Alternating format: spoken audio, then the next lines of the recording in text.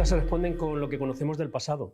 Y lo que conocemos del pasado puede ser incompleto, puede ser diferente, cómo ha evolucionado el virus. O sea, siempre jugamos con lo que nosotros podemos hacer creyendo que nosotros dominamos el escenario, y esto no ocurre. Y en los medios de comunicación social, en social media, en todas las redes sociales, los comportamientos que se producen entre seres humanos tienen efectos igual que lo hacen en la sociedad.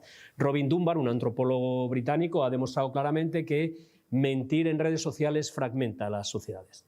Todos estos bulos que corren terminan fragmentando las redes sociales online y las offline. Yo creo que necesitamos referentes, creo que necesitamos referentes en los consejos profesionales, de los médicos, de las enfermeras, de todos, y que esos referentes prioricen al paciente por encima de los intereses de las profesiones, sobre todo en momentos como los que estamos viviendo ahora.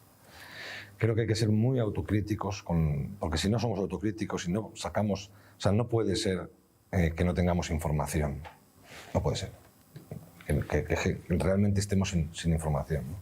Creo que estamos en un momento en el cual la evolución de nuestro sistema sanitario está llegando de alguna forma al final, ¿no? Porque coincide la pandemia y todo lo que hemos visto que ha producido sobre el sistema sanitario con la llegada de una tecnología que va a cambiar definitivamente, afortunadamente va a cambiar la gestión de la medicina a través de la gestión de los datos, ¿no?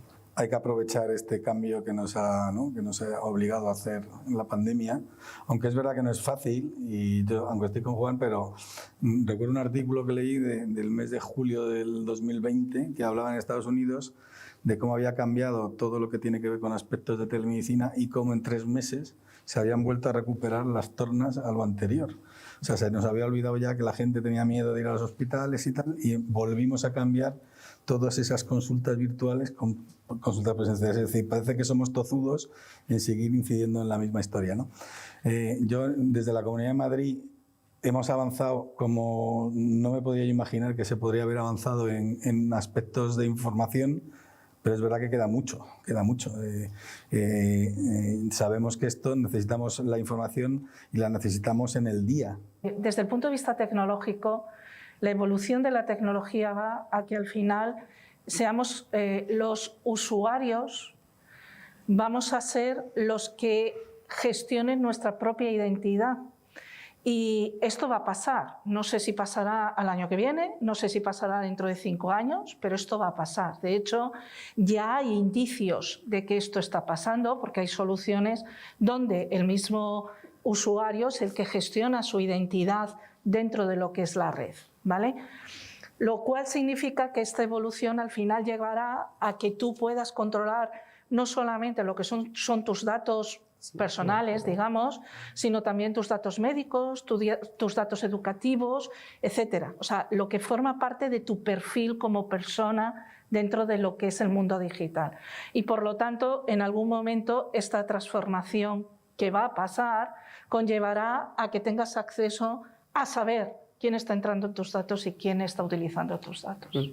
En la Fundación para la Formación de la OMC, bueno, nosotros hemos utilizado diferentes campos, ¿no? Pero hablamos de salud y cambio climático, sí, pero ¿qué vamos a hacer? Lo primero vamos a informar a nuestros médicos, vamos a informar a la sociedad qué es el cambio climático, qué es el calentamiento global, porque queda muy chic hablar de todos estos conceptos, pero la mayor parte de la población no lo tienen imbuidos, no lo tienen conocidos, igual que el proceso de transformación digital. Yo creo que se hace imprescindible formar, admitir las cualidades que puede tener esto, los cambios positivos de los elementos. Los médicos ahora mismo estamos en una situación en la de sobrecarga asistencial, sobrecarga física, sobrecarga emocional, que sea la propia sociedad la que te demande todo tu esfuerzo. Muchas veces nosotros necesitamos que los pacientes nos pidan, como cuando tenemos residentes, tú tienes tu actitud, pero de repente te llega un residente y te dice, ¿y esa técnica qué es? Y tú dices, ¿what? La voy a leer porque no me acuerdo de esa técnica, ¿no? Yo creo que lo que tenemos que ofrecer es al paciente oncológico espacios donde la información que consuma sea realmente rigurosa y veraz. Esto va a pasar, o sea, el paciente necesita respuestas, ¿no? El paciente ante un proceso oncológico se enfrenta a muchos nuevos conceptos que desconoce, casi a un nuevo vocabulario que no había escuchado nunca. Y el momento de diagnóstico es un momento de muchas preguntas sin respuesta, ¿no? Y al final el mundo digital te ofrece esas respuestas, ¿no? Pero lo que tenemos es que intentar fomentar aquellos espacios donde esa información es veraz. Pero también tenemos, desde mi punto de vista, una responsabilidad, ¿no? Y es que esa información no solo sea muy rigurosa y muy veraz, lo veíamos antes, ¿no? En la mesa anterior. Necesitamos que esa información sea accesible para el paciente, y accesible significa que la comprenda, que sea capaz de gestionarla y que sea capaz de interiorizarla, ¿no? Y creo que esas son un poco las dos cosas a las que tenemos que dar respuesta, ¿no? Veracidad, rigurosidad, pero también accesibilidad en la información. La realidad nos lo dice. La inversión económica, ¿dónde se hace? En el hospital y en medidas de tratamiento y el gran grosso del presupuesto sanitario. Si estuviéramos convencidos de eso, estaríamos invirtiendo en prevención y en el primer nivel de salud y en la atención primaria, y no tratando a pacientes. Tratamos a pacientes cuando ya no hay más remedio y tenemos una población que está totalmente informada y totalmente con parámetros de una vida saludable.